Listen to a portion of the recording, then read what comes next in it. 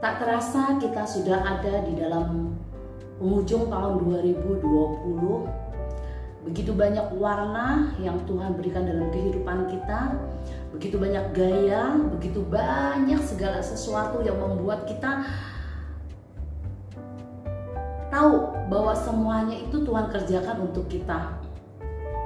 Waktu masukin tahun 2020, saya berpikir apakah Tuhan akan tolong saya gitu. Ternyata sampai akhir ini Tuhan selalu tolong, ya. Pada saat kita minta hati yang baru, Tuhan akan lakukan sesuatu yang baru dalam kehidupan kita. Tidak stop saja kita memiliki hati yang baru, tapi Allah memberikan kita lompatan-lompatan yang luar biasa di tahun 2020 ini. Dan Tuhan inginkan kepada kami supaya kami juga memiliki bukan hanya lompatan, tetapi Tuhan menginginkan kita mempunyai hati yang rendah hati. Ini yang luar biasa. Kerendahan hati itu ada pada Tuhan Yesus, yang Dia mau lahir di kandang domba. Itu adalah satu tindakan kerendahan hati yang luar biasa. Biarlah di hari tahun 2020 ini kita belajar untuk memberikan yang terbaik buat Tuhan.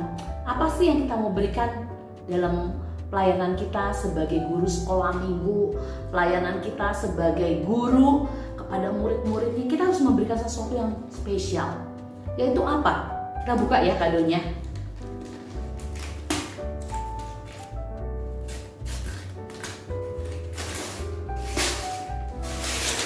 Apa ya kadonya ya? Pada saat kita memberikan yang terbaik buat pelayanan kita, buat murid kita, buat para orang tua, pertama adalah niat. Niat itu adalah segala sesuatu yang kita mau kerjakan. Kalau kita mau mengerjakan sesuatu tidak ada niat, tidak bisa kita kerjakan. Tetapi niat seorang pelayan Tuhan ingin memberikan yang terbaik buat anak itu kelihatan. Pada waktu akhir tahun mau Christmas ini, saya cuma berniat, andainya saya bisa ke panti asuhan ya dalam kondisi seperti ini. Waktu itu di bulan April saya dengar ada satu panti asuhan yang kebakaran. Terus saya punya niat, saya pengen mengunjungi ke sana, saya ingin sama-sama ke sana. Tapi gimana keadaan? Begitu luar biasa sekali, pandemik ini membuat kita sepertinya sulit bergerak. Tetapi Tuhan ajar kita untuk belajar niat. Ada lompatan besar yang Tuhan kerjakan. Nah, niat ini yang membuat saya, wah, kita harus pergi nih ke panti asuhan. Karena niat, Tuhan lakukan sesuatu yang luar biasa di luar dugaan pikiran saya. Yaitu tiba-tiba saya ketemu dengan seorang anak guru sekolah minggu, anak sekolah minggu, anak murid saya sekolah minggu. Waktu itu saya pernah anterin dia rekaman segala macam. Tiba-tiba saya lagi ngomong dengan salah satu dengan hamba Tuhan pada waktu itu. Kamu kenal ini gak? Ya kenal, itu murid saya. Ngomong dia telepon saya, dia bilang, Kak Liana, kalian punya rencana apa? Saya bilang, saya rindu ingin ke panti asuhan. Cuma niat, rindu ingin lakukan sesuatu. 3 hari kemudian dia kirim tempat botol minum. Begitu banyak dia kirim, sampai saya pikir, oh karena niat. Stop, nggak stop sampai niat aja. Apa yang Tuhan mau? Kalau kita punya niat, pasti hadiah yang kedua adalah kita harus punya ide. Nah, ide ini yang kita harus terus, karena ada niat hati, pasti timbul ide kreatif dari Tuhan. Sampai pada waktu itu saya niat memang ke panti asuhan. Saya pikir udahlah, saya kasih cuma 30 anak aja, nggak sampai 100 anak lah, 30 anak aja itu kapasitas saya gitu kan. Tapi Tuhan kasih ide-ide yang luar biasa. Pada waktu saya mau mengunjungi orang meninggal dan saya hampir ketinggalan, dan akhirnya saya ikut ke pemakaman ke daerah Pondok Rangon. Akhirnya Tuhan kasih ide, ayo kunjungin anak panti asuhan tersebut. Saya kunjungi dan saya tanya mereka apa yang dibutuhkan. Terus mereka butuhkan sabun, sayur, mereka butuhkan buah-buahan. Membuat hati saya luar biasa. Begitu luar biasa ide yang Tuhan berikan. Dan akhirnya kami punya idenya itu apa? Kami suruh setiap anak-anak untuk menginvest satu anak panti asuhan untuk diberikan sabun mandi untuk satu anak. Tapi luar biasa, ide yang kreatif yang Tuhan berikan itu akan berkembang luar biasa kalau kita punya niat yang luar biasa juga. Kita buka hadiah yang kedua. Setelah niat tuh apa sih? Nah, kita nggak stop sampai di niat aja, kita tidak stop sampai di ide aja, tapi ada sesuatu yang Tuhan kerjakan dalam kehidupan kita juga. Apa ya? Coba kita buka sama-sama. Selain yang namanya ide, otak lagi. Nah, apa ya? Wow, ternyata Tuhan mau kita go. Go itu apa sih? Kita harus pergi, kita harus kerjakan. Bukan hanya sampai di ide aja stop pelayanan kita harus kerjakan. Waktu itu saya kerjakan, saya suruh anak-anak, saya bikin anak-anak suruh nulis surat, anak-anak masukin hadiahnya, terus mereka harus bungkus, terus mereka harus lakukan dengan segala sesuatu yang dengan kapasitas yang terbatas, karena kita tidak berjumpa dengan anak-anak, cuma lewat online aja. Nah, waktu go ini, waktu kita pergi, kita lakukan, saya punya ide. Idenya adalah apa? Natalan kita tidak satu kali perayaan kita. Natalan kita sampai 5-6 kali perayaan Natal. Jadi ada Advent pertama, kedua, ketiga, keempat. Advent yang pertama kita tanya kepada anak, apa itu arti Natal? Go, kita kerjain. Natal, anak-anak bilang, Natal itu sukacita, Natal itu kelahiran, Natal itu segala macam dia ceritakan. Nah, nggak stop sampai di situ. Setelah saya kumpulkan pendapat mereka, terus saya tanya lagi. CCD itu namanya Children Celebration Day. Yang waktu yang pertama itu namanya CCD 1 itu adalah apa itu arti Natal. Anak-anak komentar arti Natal itu adalah sukacita. Terus saya masukin kebenaran firman Tuhan. Kita harus belajar di Natal ini punya hati yang murah hati. Orang Samaria yang baik hati itu, dia musuhan tapi dia memberikan yang terbaik. Dia kerjakan, dia go, dia pergi. Nggak stop sampai ide, nggak stop sampai niat aja, tapi kerjakan. Waktu saya mulai bercerita tentang orang Samaria baik hati, dia memberikan yang terbaik, malah memberikan uangnya, dia rawatnya orang yang gak dikenal itu adalah Tuhan katakan, hendaklah engkau murah hati sama seperti Bapakmu murah hati. Wow, Allah aja murah hati menyerahkan anaknya, memberikan anaknya untuk kita, lahir di kandang, mati di kayu salib. Itu Bapak tuh luar biasa sekali. Nggak stop di situ. Di sisi kedua saya katakan, maukah kamu dipakai menjadi alat di tangan Tuhan? Seperti Maria dipakai untuk melahirkan Tuhan Yesus. Seperti Yusuf dipakai juga. Seperti gembala malaikat dipakai oleh Tuhan untuk memberitakan bahwa seorang raja telah lahir. Yang ketiga, waktu itu saya kerjakan apa? Orang yang pertama melihat arti Natal. Siapa orang pertama? Itu para gembala. Anak-anak belajar di situ mencari domba. Ayo cari domba. Mereka membuat domba, menggembalakan domba lewat virtual. Begitu funnya. Sisi yang keempat, berikan yang terbaik untuk bayi Yesus. Kita belajar dari seorang orang Majus dari timur. Dia orang kaya tapi dia mau cari, dia pergi mencari bayi itu. Lewat tanda ajaibnya itu tuh bintang. Dan bintang itu ada di kota Bethlehem.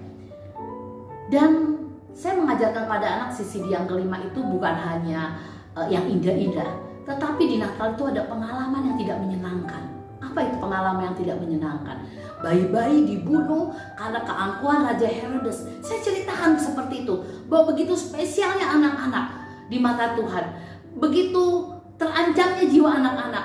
Tetapi saya mau katakan pada anak-anak, pada pengalaman yang tidak menyenangkan itu diubahkan Tuhan menjadi pengalaman yang menyenangkan kalau kita bersama dengan Dia. Bayi Yesus itu selamat.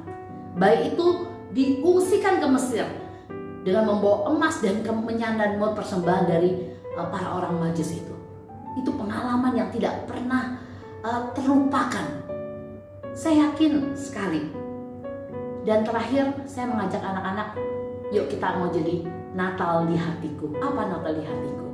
Natal di hatiku adalah kita mau berikan kepada Tuhan Yesus yang terbaik. Apa yang terbaik buat untuk Tuhan Yesus, yaitu apa? Love, cinta. Love ini Natal di hatimu dan di hatiku. Waktu tanggal 17 kami menyerahkan kumpulan dari hadiah-hadiah yang anak buat dan kami berikan kepada anak panti asuhan. Begitu sukacitanya mereka, dan saya katakan bahwa berikan hatimu kepada Tuhan Yesus. Kamu udah punya sabun wangi, sampo yang wangi, tapi jangan biarkan hatimu bau. Nah, miliki Tuhan Yesus. berikan di hari Natal ini hati yang terbaik buat Tuhan Yesus. Yang lebih ajaibnya lagi, namanya kita seorang pelayan, seorang guru, kita kalau mau pergi kemana tuh penuh dengan perhitungan. Kalau naik kendaraan gimana, kalau kita ini gimana, biayanya berapa. Saya pikir bolak-balik itu aja udah 300.000, mobil box tambah 550, ya kira-kira sekitar 900.000, belum lagi tol 1 juta lah. Itu pikiran manusia. Tapi pada saat kita memberikan hati kita dan kita melakukan dengan hati kita, awalnya niat, terus kedua adalah ide, Tuhan kasih ide, yang ketiga adalah go, kita kerjakan dan kita lakukan dengan hati kita. Tuhan berikan mujizat dalam hidup saya. Apa yang terjadi? Apa yang saya tidak pikirkan Tuhan kerjakan dalam hidup saya. Saya sewa mobil dengan harga yang cukup lumayan mahal awalnya. Dan saya bilang bolak-balik ya Pak, oke. Tetapi setelah waktu pembayaran dia bilang apa? Bu, bayarnya segini saja. Sesuai dengan box mobil sebalik jalan. Wow, separuh harga. Terus dikasih diskon lagi. Pada saat kita melayani dengan hati, orang akan lakukan kita dan melayani kita dengan hati juga. Di hari Natal ini, teman-teman, kerjakan segala sesuatu dengan hati. 2021 bukan tahun yang sangat mencekam. 2021 tahun di mana kita mengerjakan dengan hati. Hati yang gembira adalah obat yang manjur. Hati dengan sukacita yang dari Allah, kita akan berjalan bersama dengan Allah, langkah demi langkah, karena kita tahu Allah beserta kita. Immanuel, Tuhan memberkati kita semua.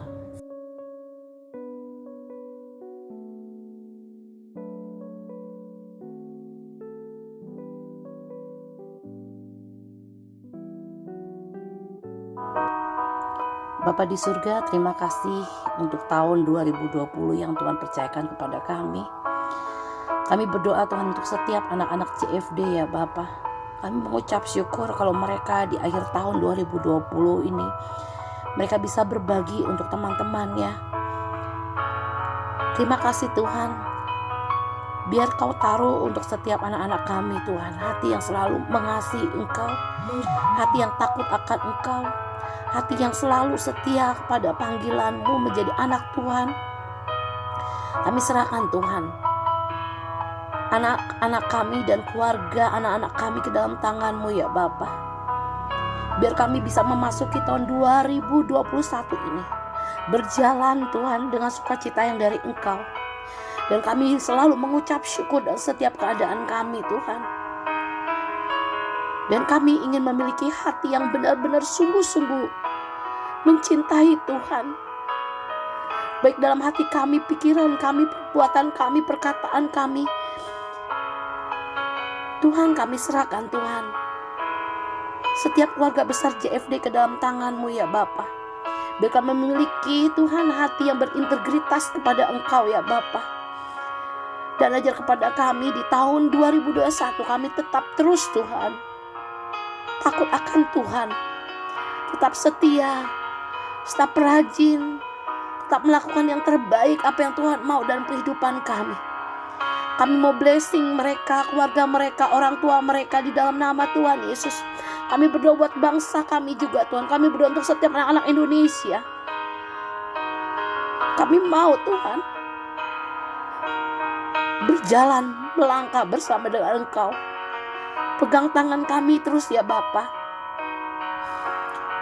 Kami sepakat Tuhan, apa yang kami kerjakan 2020 ini, ada awal yang baik kami masuki 2021 ini, yaitu hati yang mengasihi, hati yang murah hati, sama seperti Bapa-Mu adalah murah hati. Terima kasih Tuhan. Kami serahkan Tuhan kehidupan kami ke dalam tangan-Mu. Kau berkati kami di dalam nama Tuhan Yesus. Haleluya. Amin. Amin.